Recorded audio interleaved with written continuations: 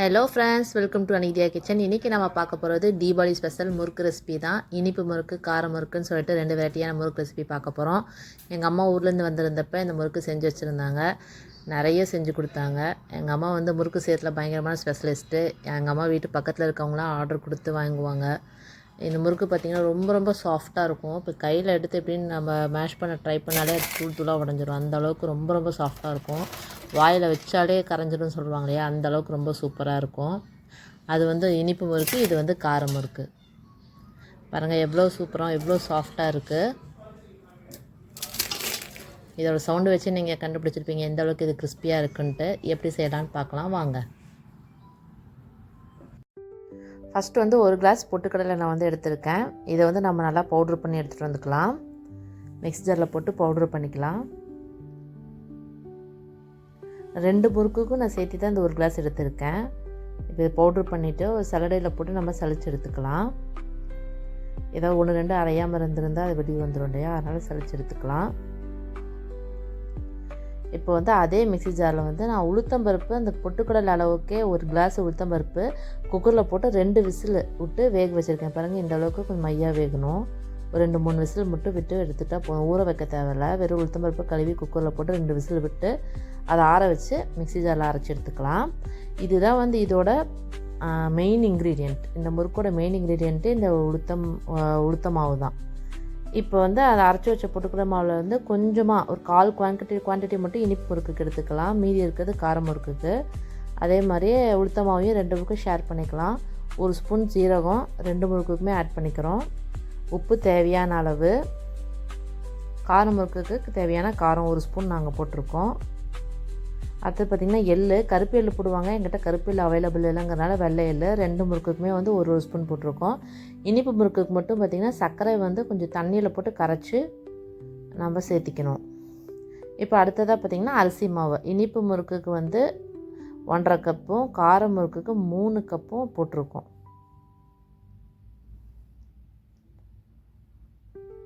இப்போ அடுத்ததாக பார்த்திங்கன்னா 2 ஸ்பூன் எண்ணெய் விட்டு இதை நம்ம நல்லா பிசைஞ்சு எடுத்துக்க போகிறோம். அந்த கரைச்சி வச்ச சர்க்கரை தண்ணியும் நம்ம இதோட சேர்த்து மேற்கொண்டு தேவைப்பட்டால் கொஞ்சம் கொஞ்சமாக தண்ணி தெளித்த மாதிரி போட்டு நம்ம பிசைஞ்சு எடுத்துக்கலாம்.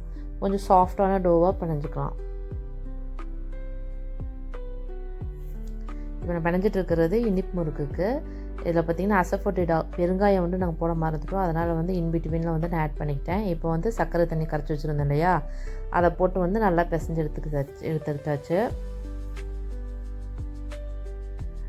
ஆக்சுவலாக இந்த முறுக்கு ரொம்ப சூப்பராக இருக்கும். எங்கள் அம்மா செய்கிற முறுக்கு நானும் நிறைய தடவை வீட்டில் ட்ரை பண்ணியிருக்கேன். இப்போ அம்மா ஊர்லேருந்து வந்ததுனால அம்மாவே செய்ய வச்சு சாப்பிட்லாம் அப்படின்னு சொல்லிட்டு கொஞ்சம் அதிகமான குவான்டிட்டியில் ஒரு 1 kg ஓவராலாக மாவு நாங்கள் எடுத்திருந்தோம்.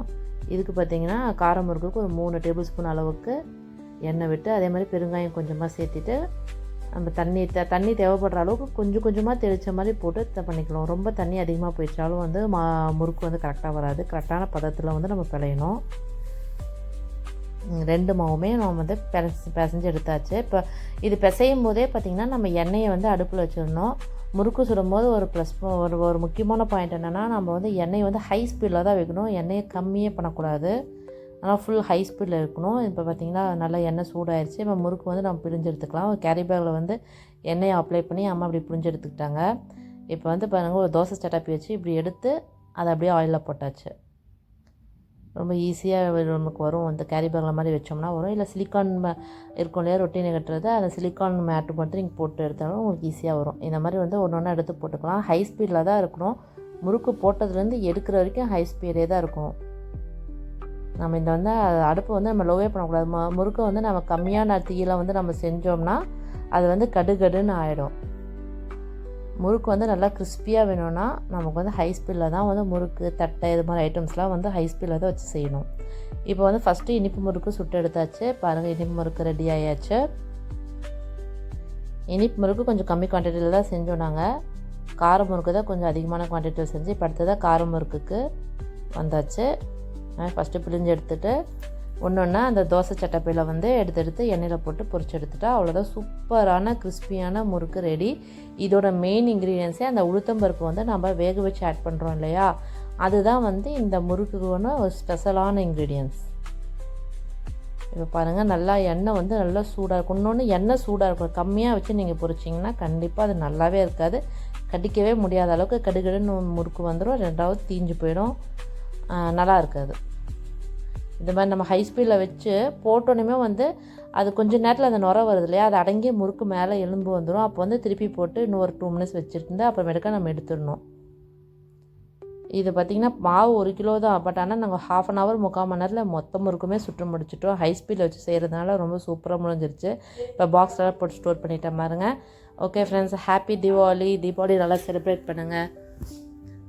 இந்த முறுக்கையும் நீங்கள் சுட்டிங்கன்னா கண்டிப்பாக நான் கமெண்ட் பண்ணுங்கள் எப்படி இருந்துச்சுன்னு சொல்லிட்டு கண்டிப்பாக சொல்லுங்கள்.